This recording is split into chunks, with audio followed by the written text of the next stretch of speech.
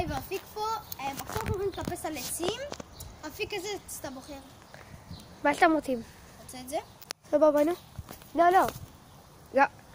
גם אני מטפס? אפיק, זה קלות. אני אקח את זה. סבבה. זה.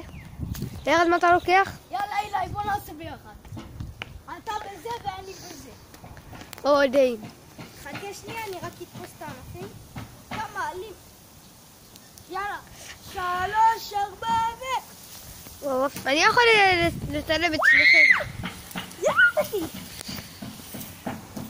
הצלחתי לצלם את שניכם, אבל אני לא יודע איך עשיתי.